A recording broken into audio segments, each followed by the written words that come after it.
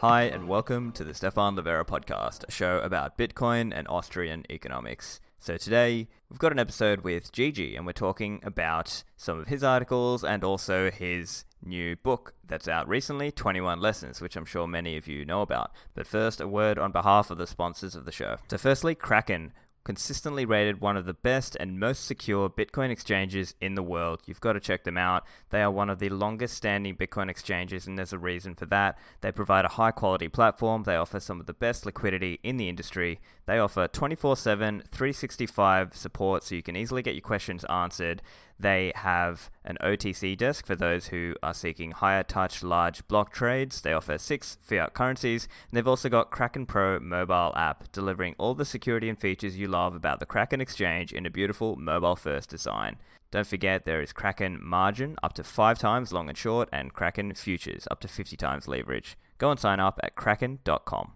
This episode is brought to you by Unchained Capital. Unchained Capital is a Bitcoin financial services company. Check out some of my recent interviews with some of the team as well, Drew Bansal and Parker Lewis. Unchained Capital provide products and services built on the foundation of multi-sig. And so you can set up a 2 of 3 keys multi-signature vault, which is a great option if you're thinking about how best to secure your Bitcoin for the long term. And then if you need to access liquidity, if you want to get US dollar, but you don't want to sell your Bitcoin, that's where Unchained's collateralized loans offer you a unique option. You put up some Bitcoin, all that Bitcoin is stored on-chain, it's in dedicated multi-sig addresses, it's never rehypothecated, and you can share in the security in that model by holding 1 of 3 keys. I'm really impressed with Unchained. They've got awesome open source tools such as Caravan and Hermit, and they're releasing valuable content. So I think you'll enjoy partnering with them. Go and sign up at unchained-capital.com. Check out givebitcoin.io, the easiest and safest way to get your friends and family into Bitcoin. Take it from me, I've given Bitcoin to people before and they lost it.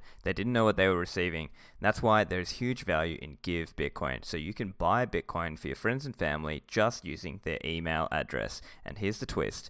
That gift is time delayed with a regulated US custodian for 1 year.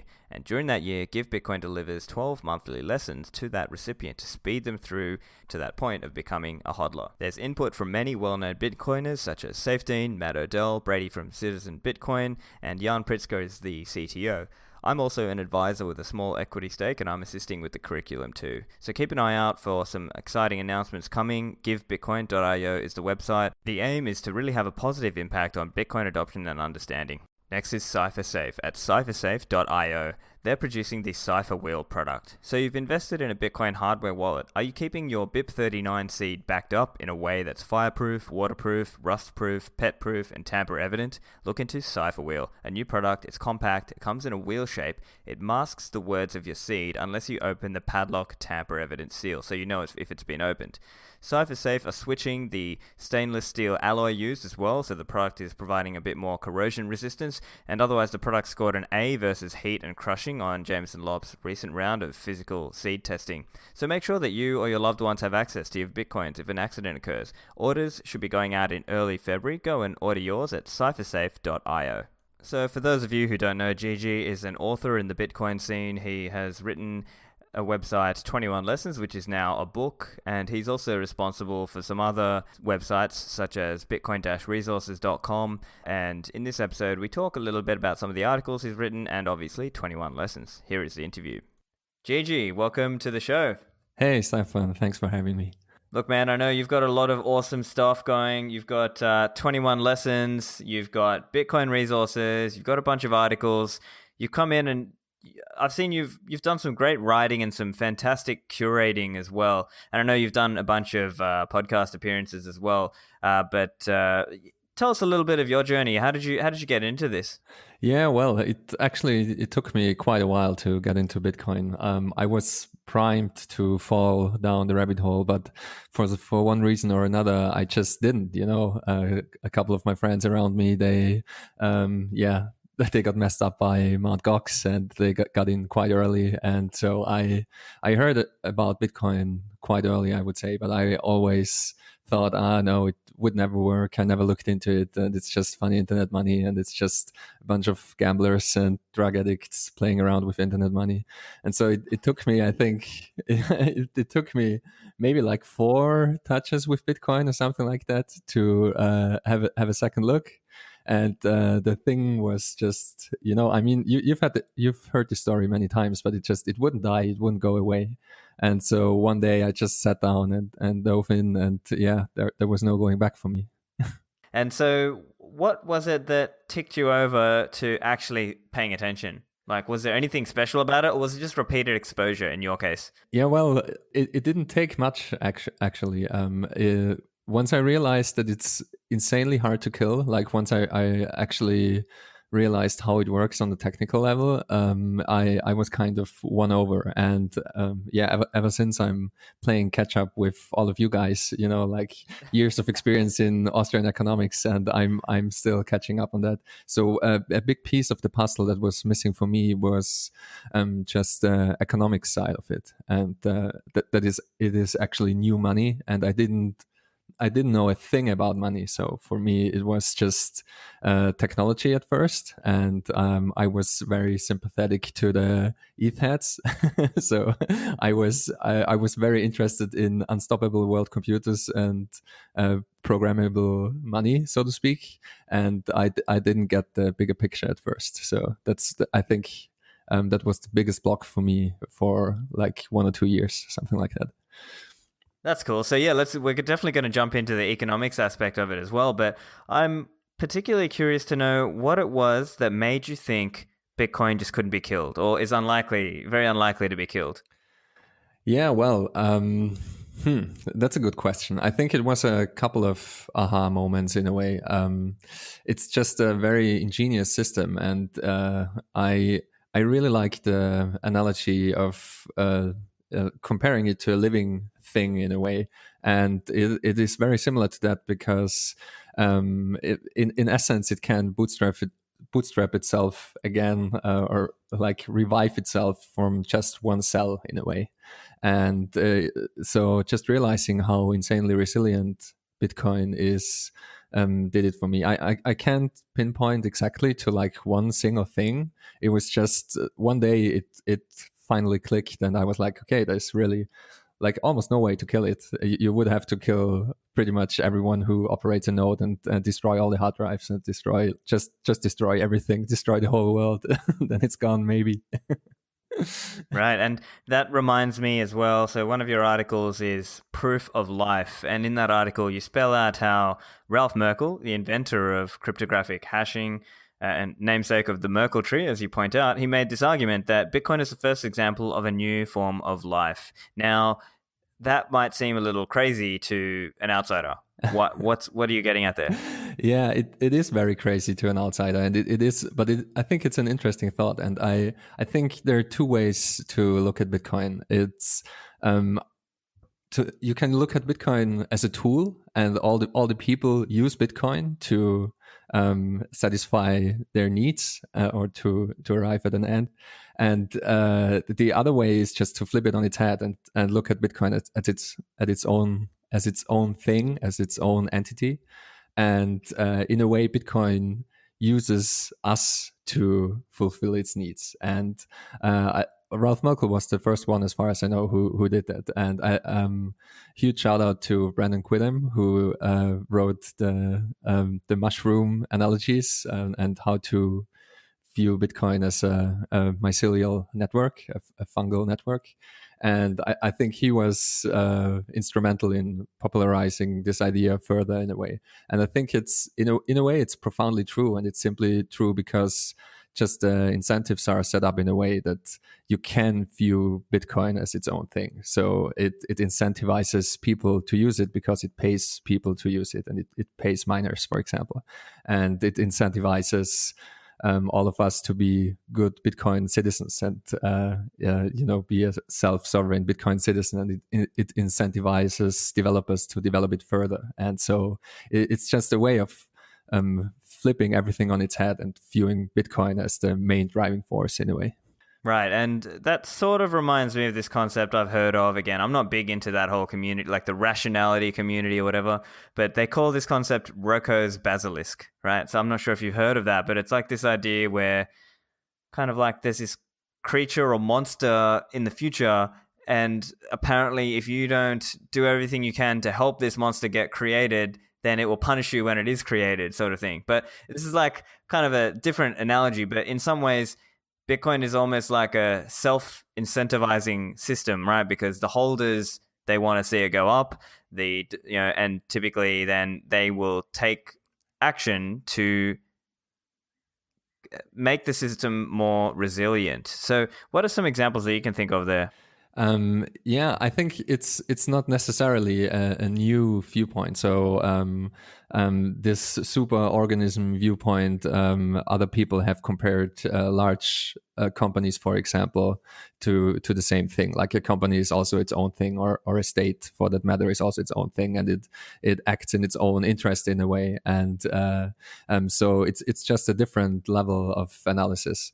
And I think one example in Bitcoin, or there are actually quite a few examples, but you can also think about the open source nature of Bitcoin in the same way as biological gene transfer. Like if something, you've horizontal and you have vertical gene transfer. So if other projects do something that's insanely smart or insanely useful, Bitcoin will just absorb that feature. And the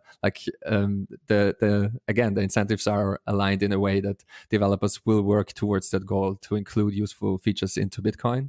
And also, if you just look at the history of the technology, it's obvious that Bitcoin inherits, for example, cryptographic hashes and public key cryptography and stuff like that.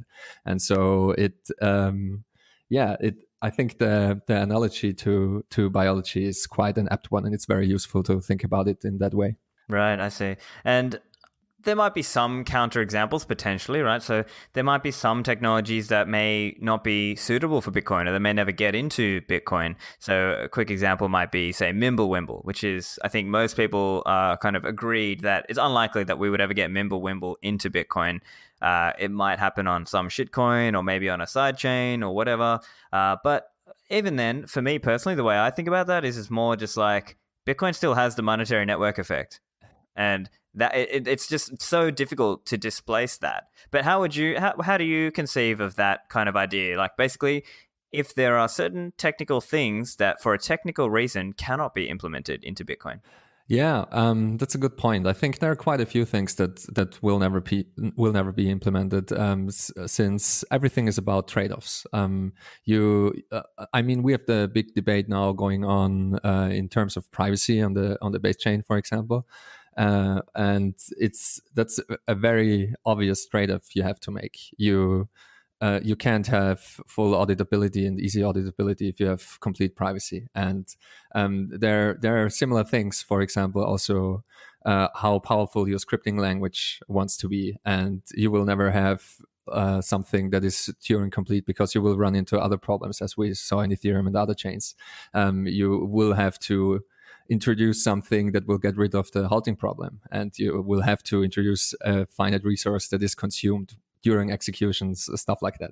And so you will always have to make trade-offs. And I think, as we all know, Bitcoin is very conservative in its approach. And I think the main trait of Bitcoin is reintroducing sound money to the world and having it introduced in a way so it can't be stopped. And just the simple sentence like "can't be stopped," it encompasses many things. Like it's per definition uncensorable, and it's also outside of the law in a way, because if you could stop it by passing a law, then Bitcoin would have failed in a way. So it's the pure fact that this thing was built so it can't be stopped. It already encapsulates a lot of things, in my opinion. And thus it also makes a lot of trade-offs in a way. So you trade off, for example, Bitcoin optimizes for radical decentralization, and that's the whole point. And once something is decentralized, it's really, really hard to change. It's really slow moving because it's just the nature of the beast.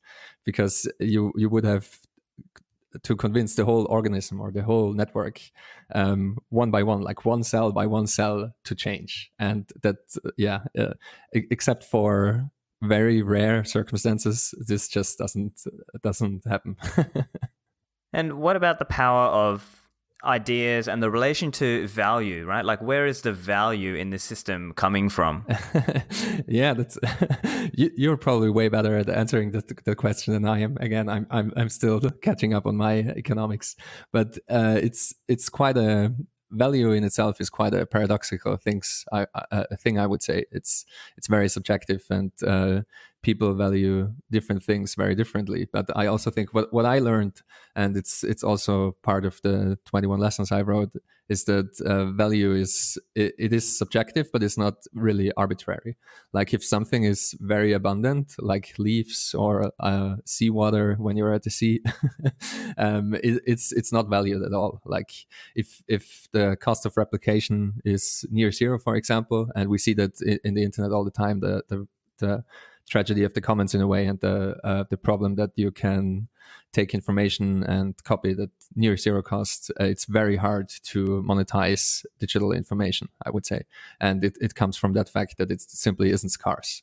And so yeah, where the value of Bitcoin comes from, I think Bitcoin is able to do something that was not possible before, and that inherently gave it value. And some people realized that very, very early. And ever since the first transactions that actually had a monetary value, and of course we have Laszlo's pizza transaction there, but it was actually, Bitcoin was actually traded before that for a monetary value. And ever since, like, I think the most important step in Bitcoin was the step from zero to something, and everything else just snowballs from there. Because once the feedback loops of the system kick in, as Matt Odell likes to say, Bitcoin is designed to pump forever, and I kind of agree. It's a vicious feedback loop that will, I'm not sure about forever, but it will probably go on for a while. Right, and as you say, it's this relationship between ideas and then the people who are putting that into practice, and then there's the code. In one of your articles, actually, Bitcoin's gravity, you mentioned a little bit about the relationship between these. What is that? Oh yeah, that that was a fun article to write. I thought about that a lot, and I wrote it shortly after the "we are all hodling out" phenomenon.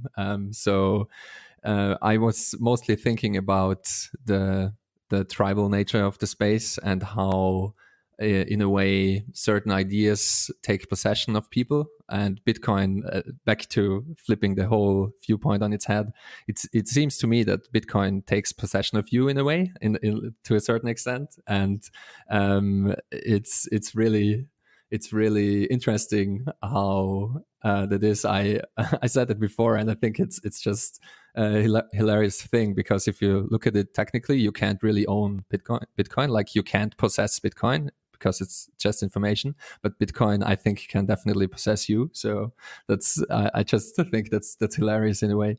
And I came up with the idea of this big idea value feedback loop. So as far as I can see it, those decentralized systems, and I hate to speak in generalities here, because for me, Bitcoin is all that matters, and I think everything else pales in comparison. But of course, there are some clones and there are some other systems, and we see similar possession effects in those other systems, in Ethereum, for example. And for God's sakes, we even see it in XRP. We have a bot troll army that is religious about that. And it seems to me that you have a feedback loop where people are one piece of the puzzle, and you generate a network which generates value, and nodes and people are part of this network. And once the network grows, the value grows as well, and then the people get even more more feverish about it. Like, they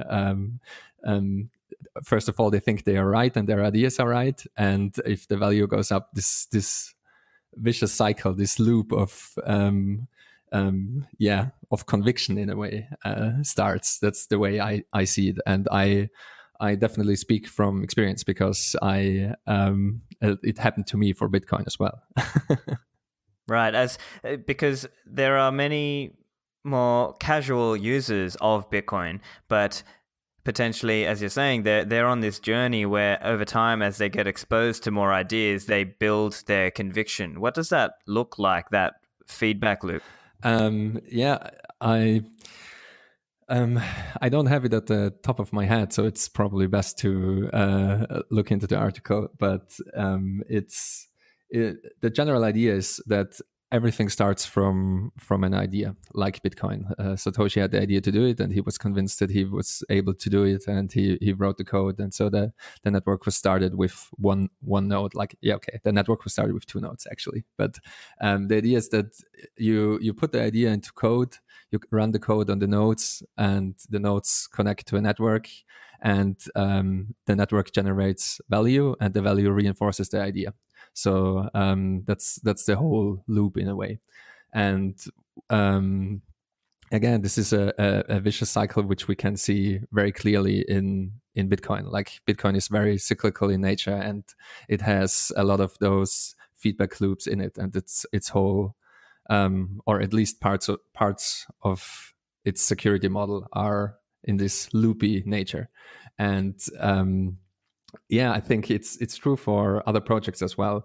But as I also wrote in Bitcoin's Gravity, where this idea comes from, all of those ideas, they kind of compete with each other, because in the end you need to have a monetary token for the system to work, and in the end all monies fight for salability and fight for liquidity, and it's just a vicious battle. And the way I see it, it truly is a winner takes all phenomenon in a way. Like the tail end is so long and so thin that it doesn't even matter. Like I think all the altcoins in the long run will starve to death, and it's simply because of this gravitational effect that the more people learn about it, they also realize that they want to use the network with the most network effects and with the most value thus.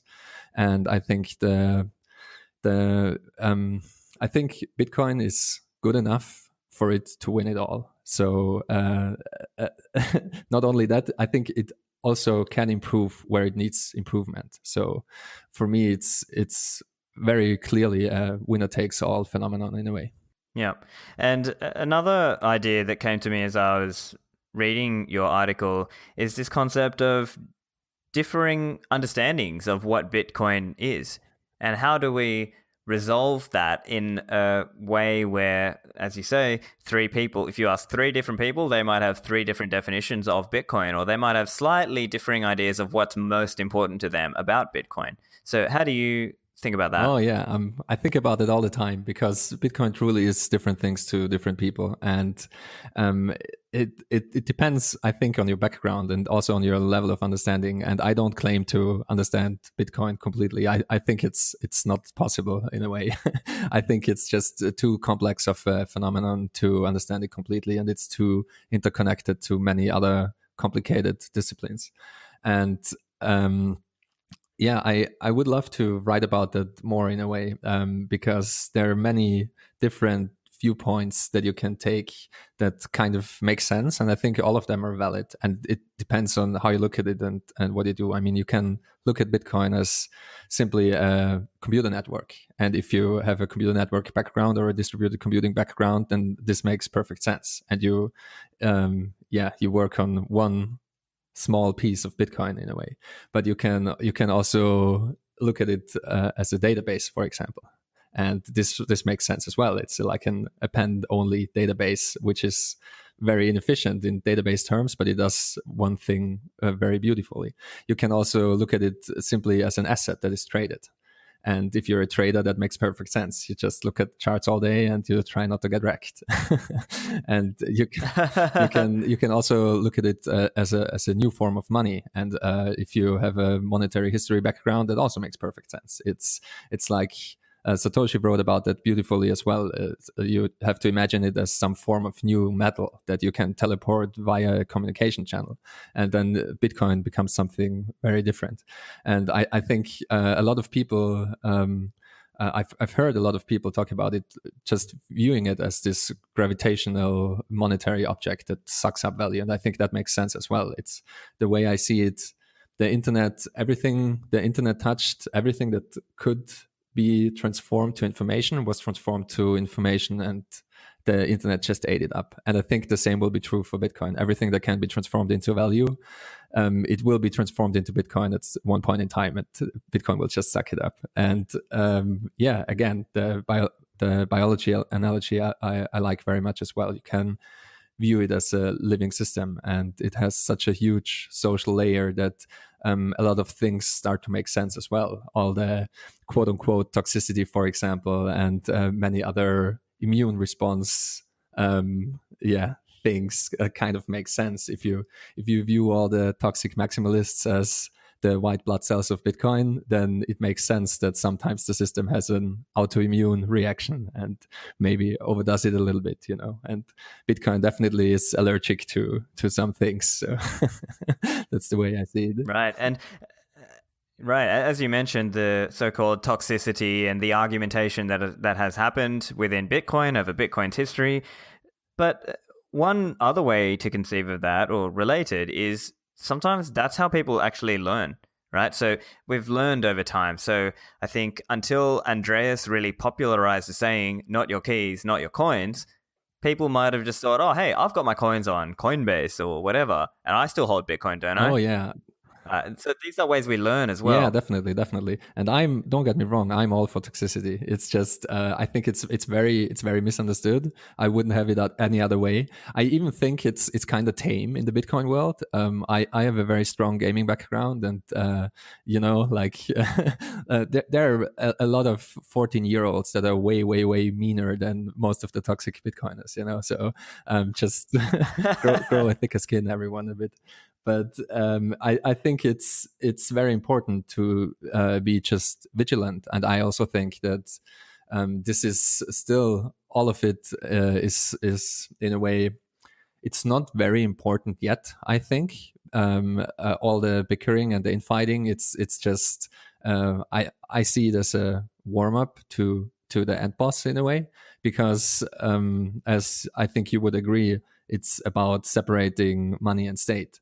And I think we haven't seen the big attacks on Bitcoin yet. I'm convinced we're still living in peacetime. I think the only real war, quote unquote, we had was a civil war, and which resulted in the first contentious hard fork.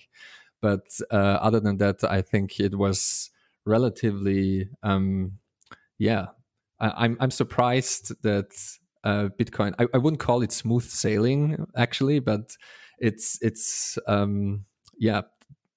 there weren't real government level attacks or attempts at shutdown as far as I know yet. And many people say it's already too late for that. I think, again, it's insanely hard to kill Bitcoin. So you would have to kill it in a roundabout way. You can't really kill it in a direct attack, I think. And so again, to loop it back to the toxicity, I think it's very, very healthy to have a strong immune system and just to call bullshit out when you see it, and just be very, very vigilant about how this protocol progresses.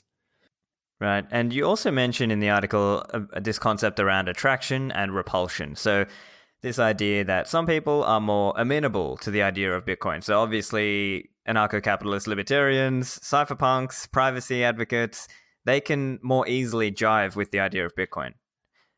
Whereas a more socialist, or most socialists and like most kind of status types, they might not see as much of a role for Bitcoin. And so those people who are more repulsed by Bitcoin, let's say, just because of their priors, their existing beliefs and ideology and so on, is it that they won't see what's coming before it's too late to stop it?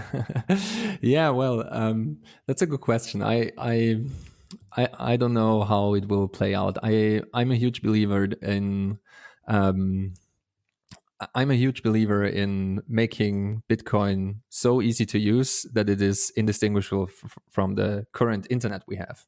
And nobody really knows how the internet works in a way. Everyone uses it, and you don't necessarily have to be philosophically aligned with the main building blocks of the internet, like net neutrality, for you to be able to use it.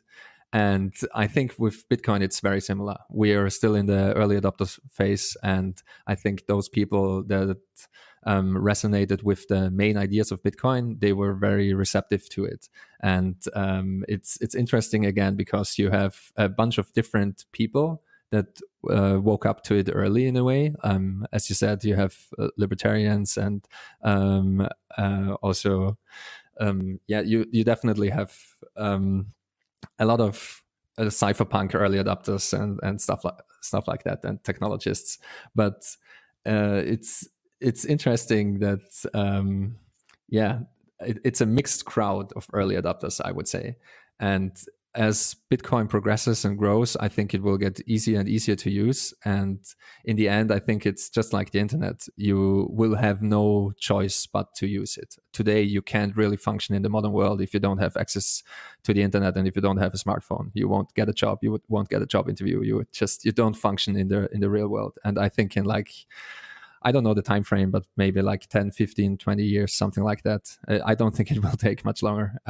You will have to use Bitcoin in some way, shape, or form. Yeah. It's so difficult for us to explain now to people who they don't necessarily see. It would be like telling someone, oh, you need to run your own email server, right? Like right now and for most people, they're like, well, I just use Gmail, whatever. Why do I need to do that? And it just, to them, it's like an unnecessary inconvenience. Oh, yeah. Whereas in the Bitcoin world, it's more like, no, you need to be vigilant. You have to watch what's going on. You got to spend time. You need to build your technical competence. That can be, on the surface level, right? Obviously, I'm one of the people helping push that idea, right? But at the same time, on a surface level, that's a big ask. Oh yeah, it is. And don't get me wrong, it's still kind of complicated, and it's also, I think the biggest problem is that just all the concepts are so novel in a way. It's really hard to wrap your head around. For example, just a private key. It's really hard to wrap your head around it if you're not from the space, and if you don't come with a technological background, because we never had anything like that before. Like there's a piece of paper or a piece of hardware or whatever, and if you leave me with this piece of paper for half a second and I can take a picture of it, all your money is completely gone. It's very different. And I think we are just now coming up with solutions to these kind of problems, to revert back to the kind of physical nature of things, so that we can actually lock it away in a safe and have multi-sig setups where it's not the end of the world if one key gets stolen and stuff like that. And Shamir's secret sharing, for example, where you have redundant sharded backups. And I think we need all of that for it to be useful for people. Otherwise, it's just too complicated, not even from the technical side, but from the conceptual side as well, because people are just horrible with security. And I think that's one of the big adoption hurdles as well, like operational security of people and just general security hygiene of people is so insanely bad that it's just, for most people, it's a really bad idea to hold their own keys. They have no idea what they're doing, and they will either lose access to the keys or get their keys stolen. And there's still a lot of work to do. But then again, it wasn't very different 15, 20 years ago with just computers in general and the web in general. And in the web, everything was unencrypted, for example. Everything was plain text, and you could go to whatever place. If there was a place with Wi-Fi, you could just sniff all the traffic and read everyone's email and get everyone's passwords and so on. And I think it will just evolve over time and get better, and all those practices get better. I think it's moving way, way faster. I think that Bitcoin is an exponential technology, obviously, but I even think it's better than that. It's an exponential technology built up on exponential technologies, and it feeds up on the network effects that are below it. it. Like smartphones are still evolving, the internet is still evolving in a way. Like not everyone is online, for example, and we will get like 1 billion people online in the next couple of years. And all of this innovation and all of this progress will feed back into Bitcoin and into development of wallets and into security development. And I think we will not have to think about the same things in like 5 years' time. I think, for example, like running your own node, using your own node, setting up your own multi-sig setup, taking care of, like stamping your own private keys into metal. I think there will just be better and smarter solutions for that. I think so as well. I think a lot of the work will be done to put it into the background, so people don't have to think about it as consciously. One cool site I like about that you've made is bitcoin-resources.com. I wanted to talk through just a little bit on how you came up with the list, and you've got a list of essentials here, and the TLDR is read the Bitcoin standard and the bullish case for Bitcoin, right? But then each topic has some really nicely curated resources, and I think the essentials are really good that you've got here. You've got the Bitcoin Standard, The Ethics of Money Production by Guido Hulsmann, and Economics in One Lesson by Henry Hazlitt. So it's interesting as well that these are all more economic based.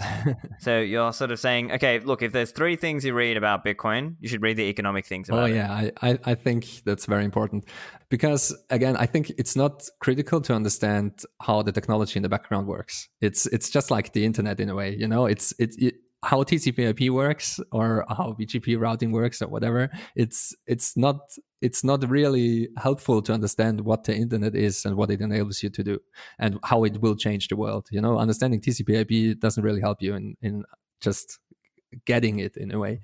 And I think that most people have no idea what money is and don't have a background in I think most people still think that most of the money of the world is backed by gold. I think most people still think that a dollar is backed by gold, for example.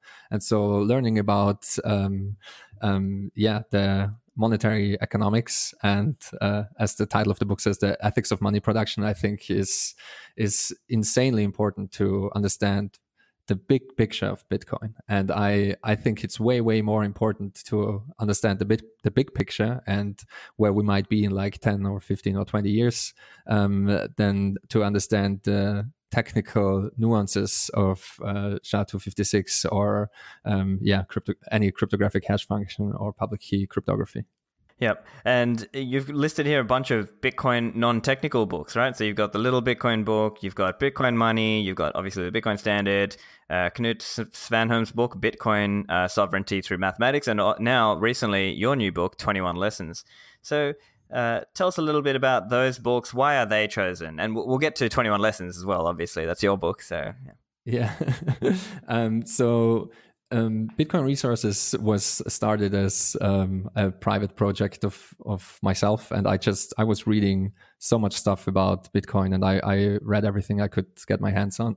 And for me, it started with curating articles actually, and there were a bunch of articles that were just really, really excellent. You mentioned the bullish case for Bitcoin, and I still think it's one of the best articles to read if you're just getting into it and you did not have your aha moment yet. I think it's just one of the best articles you can read. But there are a bunch of other ones that I really liked, and I reread a couple of them multiple times, and it just really helped me to drive home certain points of Bitcoin. So that's how it started. It was just the criteria for curation was that I have read it and I must have really liked it, and then it was on my list.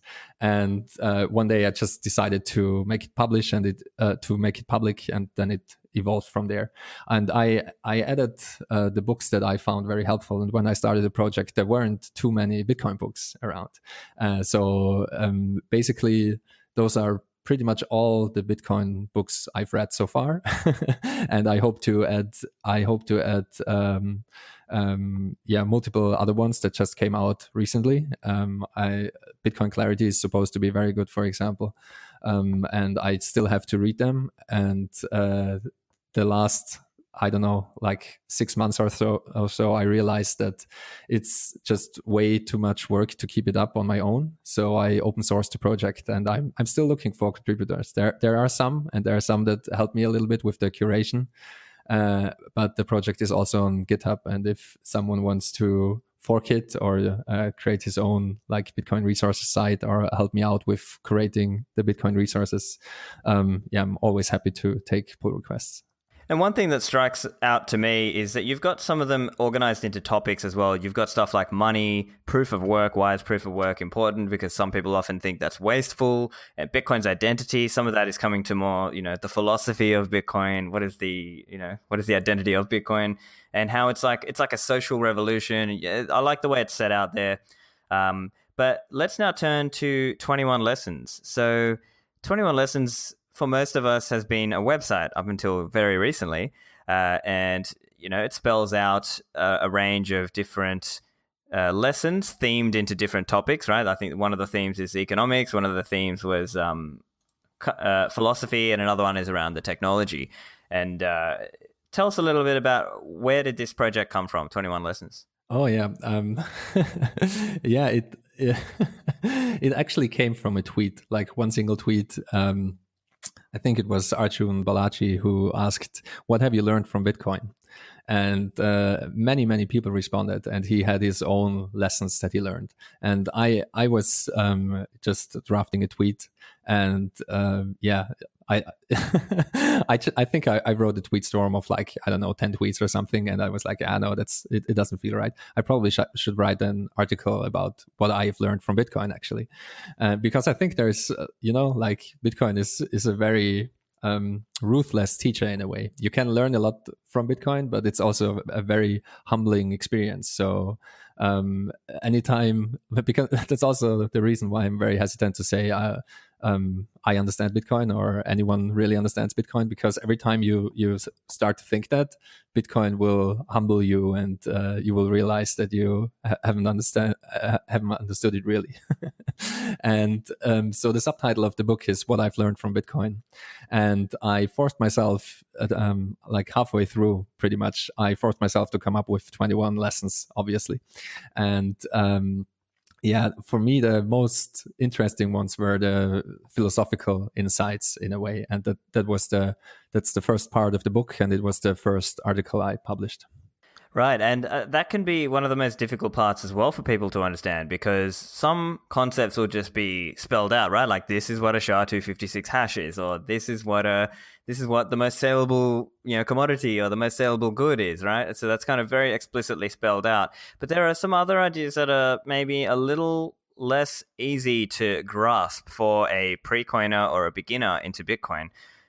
One example is the Immaculate Conception. What are we getting at there? Oh, yeah. That's a good one. So shout out to Marty Bent for that one, for sure, because I think it was when Tales from the Crypt was very new. He talked about that a bunch. And I didn't really get it at first, in a way. Like it took me a long time to understand how important it was for Bitcoin to be born that way. Like it was almost like a gift from the gods, It's even though it has human origins, it's still insanely important that Satoshi left. And I think I'm not sure. Maybe it was Jameson Lopp or maybe it was Jimmy Song. One of those two said that one of the most important things that Satoshi ever did was to disappear. And I have to agree with that, because as we see with other projects, if the founders stick around, they have a tremendous amount of influence, and that's a centralizing force. And so I think Satoshi had an insane amount of foresight to leave the project behind. And when it was just a small little sapling in a way and big enough to grow up on its own, he stepped back and let others take over.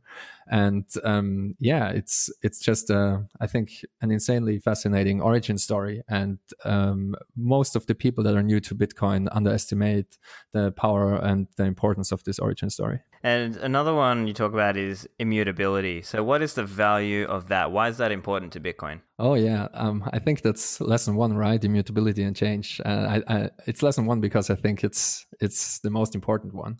And it's also the one I kind of learned the hardest in a way. It's I realized after a couple of years studying Bitcoin, I realized that Bitcoin changed me way more than I will ever change Bitcoin, and that was kind of a sobering experience and a sobering insight, because and I also think that it's what drove some people mad in a way. Like there are some people that really want to change Bitcoin, and it just will not give in, and I think Bitcoin definitely has the potential to drive you insane, and I think we saw that a couple of times, and I think that's part of it. It's just the way the system is set up, that it's so insanely hard to change. As I said, it's not that it's completely unchangeable, that's not it, but it has this kind of swarm intelligence, and if the swarm intelligence is against you, then you just have no chance to change it.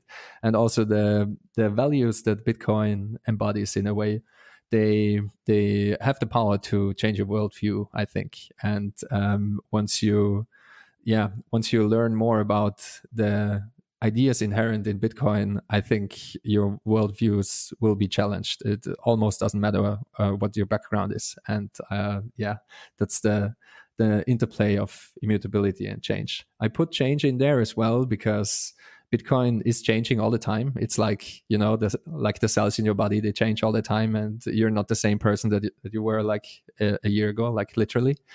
And with Bitcoin, it's very similar. Like every single line of code changes over time, and all of the components change, all the nodes change, and the underlying infrastructure change, like the cable and the cables and the hard disks and everything else.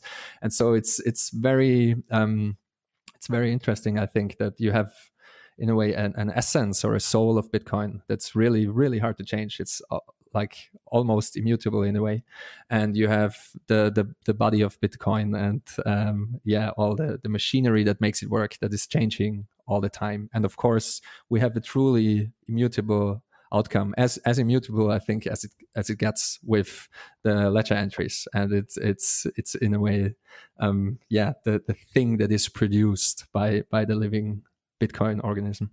Yeah, and I'll tell you what, that can be one of the hardest parts to explain to a pre-coiner or a new coiner as well, because they need to have some understanding of open source software and like how software contribution works. But then not just that, but also the fact that, it doesn't matter just what the developers write as code. It also matters what everyone runs. And that is a very difficult point to skillfully and succinctly articulate.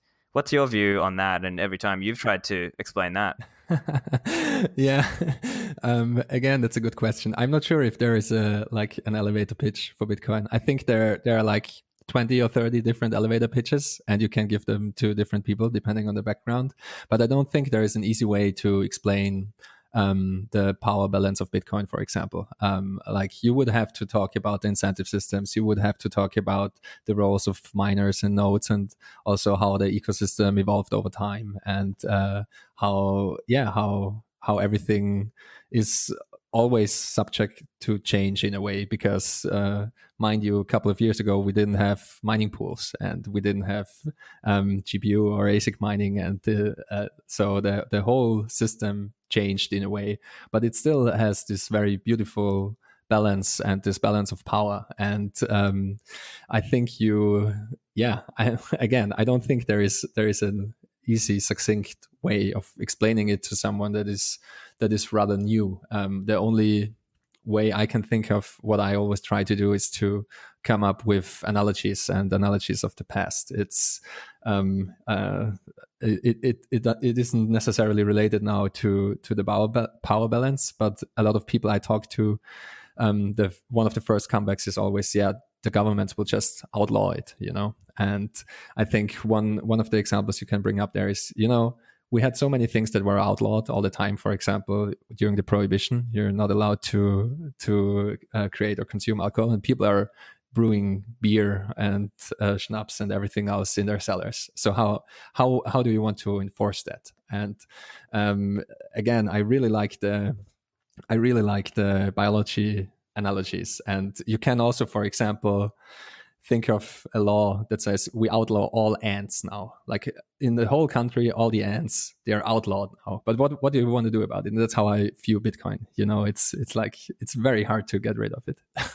Yeah, and I'll tell you why I was thinking that as well. Just for me, even earlier today, I was trying to explain to some people, and that was one of the points where it was difficult to articulate to them. And at the same time, so again, like you don't want to be overbearing when you're trying to explain Bitcoin to people. You just try to let them come to you and ask, and you try to answer the questions for them. But I do sense that sometimes that can be a turnoff. The complexity can be a turnoff, basically. But I think part of it is, at least as far as I have seen it, is having that person become curious enough that they want to then go and read further. Yeah, definitely. I think Bitcoiners in general are getting better with it in a way, and I think we what I really like is also chill lightly, because I think a lot of Bitcoiners had to learn that the hard way as well. If you come on too strong and talk to everyone about Bitcoin all the time, people will lose interest very quickly because it's just too complicated and it's too much to take in. So I think to onboard complete newbies, it's probably best just to give them some Bitcoin, just get them some mobile wallet and just transfer them like a couple hundred Satoshi or something, and just explain to them, hey, I just sent you cash, and it behaves like cash, and it is cash. Or just try to use words that are familiar to them. But I think, as you said, it's like a journey, and people will discover Bitcoin, I think, when they're ready. And I think I wrote this also in the book at the very end. I think that you will get Bitcoin, like the big picture, once you're ready. And I also think that you will get Bitcoin, like with a small b, you will get your first Satoshis once you're ready as well. And I think they're coming, like more and more resources are coming out every day. For example, the Bitcoin intro resource that has a nice checklist where you can tag along during you can have a standard Bitcoin journey. Like you start with a wallet, and then you take care of your private keys and so on and so forth. But again, I think it will get easier over time, and I think also the onboarding will get easier over time. Yeah, it reminds me of that saying, when the student is ready, the teacher will appear, right? So it's just like that idea that sometimes they have to be ready for it as well, and you can't rush that. You just have to basically be available and be there to help them when they do ask, when they do come to you. Yeah, exactly. So let's hit some of the economic lessons then. So what were some of the lessons that you had to learn from an economic perspective? Yeah, again, I also wrote it in the book. Like, I had zero economic background before I got into Bitcoin. Like, I had no idea what money was. I had no idea how money evolved. I had no idea about the gold standard, for example. I just had to learn all of that on my own. And your podcast definitely was very helpful in that as well, pointing me to the right people and pointing me to the right resources. So thank you for that. You're welcome. Yeah. And so the first thing I had to ask myself over and over again is actually, like, what the hell is money, and why do we need money, and why did money actually came to be? Like, why was it invented organically? And just understanding that there are some things that are better used as money, and that there are others that are really bad money, helped tremendously in understanding Bitcoin. And you basically go through the history of monies and the history of monetary goods. And once you start to understand why gold and silver were, in a way, the shelling point of monies over the last couple of thousand years, it starts to make sense that it also starts to make sense that the current monetary system is just completely broken.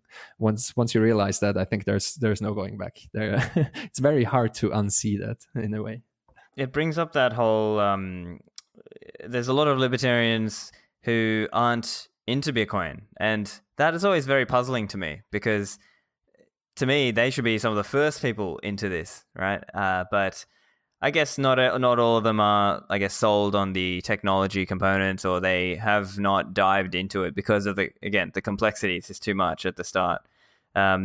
So what about this concept of don't trust, verify? So that's another lesson in your book in the technology chapter. Yeah, I think that's actually related why more people that should be into Bitcoin because of their ideological alignment aren't into Bitcoin. I think in general, the modern computational technology that we have is still very new. People don't trust it very much. If you just compare it to gold, for example, gold is very trustworthy because it has like a 5,000 year track record or something like that. And it's not very complicated. I mean, you have a gold nugget or a gold coin, and there's not much that can go wrong with it. And it's almost it's pretty much indestructible. And with technology, it's the opposite.